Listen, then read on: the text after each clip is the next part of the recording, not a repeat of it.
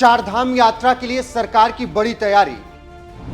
श्रद्धालुओं की सेवा में देवभूमि सरकार हाजिर है, लेकिन रीलबाजों अब की सावधान रहना वरना।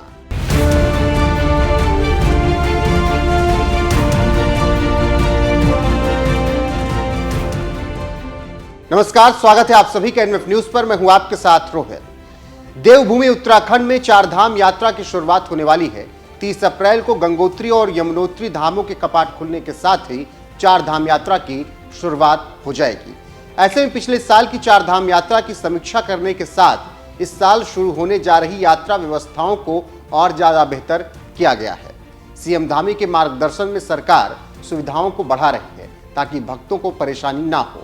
अब की चारधाम यात्रा के दौरान यात्री मार्ग पर 15 सुपर और 41 सामान्य जोन में विभाजित करके व्यवस्थाएं तय की गई। मेडिकल सुविधा का खास ख्याल रखा गया। हजारों मेडिकल स्टाफ की नियुक्ति की गई है। 154 एम्बुलेंस यात्रा मार्ग पर अलर्ट मोड पर रहेंगी। 50 स्थानों पर स्क्रीनिंग सेंटर बनाए गए हैं। पार्किंग व्यवस्था दुरुस्त की गई है। 50,000 वाहनों की पार्किंग अब की हो सकेगी।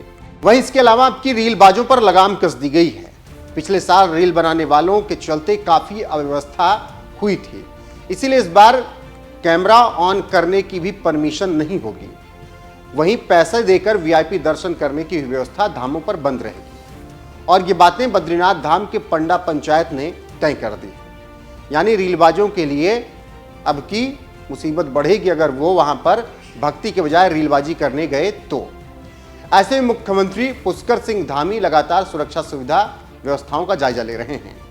इस बीच उन्होंने कहा, अधिकारियों को स्पष्ट निर्देश दिए गए हैं कि राज्य में आने वाला प्रत्येक श्रद्धालु प्रदेश का अतिथि है। चारधाम यात्रा को सुगम, सुरक्षित और श्रद्धालुओं के लिए सुलभ बनाने के लिए सभी आवश्यक कदम उठाए जा रहे हैं। यात्रा की तैयारियां लगभग पूरी हो चुकी हैं और इसे और बेहतर बनाने के लिए लगातार प्रयास किए जा रहे हैं।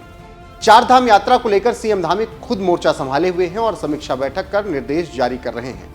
अभी देहरादून में आयोजित एक उच्च स्तरीय बैठक में सीएम धामी ने कहा, हमारा लक्ष्य है कि उत्तराखंड आने वाले प्रत्येक श्रद्धालु को बिना किसी परेशानी के चारधाम के दर्शन कराए जाएं। इसके लिए यात्रा से जुड़े सभी स्टेक होल्डर्स के साथ लगातार संवाद किया जा रहा है। यात्रा मार्गों की मरम्मत, स्वास्थ्य सुविधाओं की व्यवस्था और यातायात प्रबंधन पर विशेष ध्यान दिया जा रहा है। चारधाम यात्रा उत्तराखंड की सांस्कृतिक और आध्यात्मिक पहचान का महत्वपूर्ण हिस्सा है। इस यात्रा को और सरल बनाने के लिए अगर कोई अतिरिक्त कार्य करने की आवश्यकता होगी तो उसे तत्काल पूरा किया जाएगा। फिलहाल एक तरफ सरकार तैयारियों में लगी है, वहीं दूसरी तरफ चारधाम यात्रा के लिए लगातार रजिस्ट्रेशन हो रहे हैं। खबर लिखे जाने तक 9 लाख से ज्यादा भक्तों ने रजिस्ट्रेशन करा लिए हैं और यह सिलसिला लगातार जारी है। अभी तक लगभग 3 लाख श्रद्धालुओं ने केदारनाथ धाम के लिए रजिस्ट्रेशन कराया। बद्रीनाथ के लिए अभी तक लगभग 2.5 लाख रजिस्ट्रेशन हुए। यमुनोत्री के लिए 1,30,000 से ज्यादा रजिस्ट्रेशन हुए। गंगोत्री के लिए 1,40,000 से ज्यादा रजिस्ट्रेशन हो चुके हैं। हेमकुंड साहिब लगभग 8,000 श्रद्धालु दर्शन करने जाएंगे। ऐसे में अगर आप भी चारधाम यात्रा पर जाने की तैयारी कर रहे हैं तो रजिस्ट्रेशन की प्रक्रिया समझ लीजिए। चारधाम यात्रा पर जाने के लिए पर्यटन विकास परिषद रजिस्ट्रेशन के लिए वेबसाइट पर अप्लाई कर सकते हैं। इसके अलावा मोबाइल नंबर, व्हाट्सएप और टोल फ्री नंबर भी वेबसाइट पर जारी होगा। इस पर कॉल कर आप अपना रजिस्ट्रेशन कर सकते हैं। यात्रा शुरू होने के बाद हरिद्वार और ऋषिकेश में ऑफलाइन रजिस्ट्रेशन प्रक्रिया भी शुरू होगी। अगर आप ऑनलाइन रजिस्ट्रेशन नहीं कर सकते तो ऑफलाइन रजिस्ट्रेशन कर यात्रा पर जा सकते हैं। लेकिन ये ध्यान रहे कि अगर रील बनाने के लिए चारधाम यात्रा पर जा रहे हैं तो सावधान रहिएगा।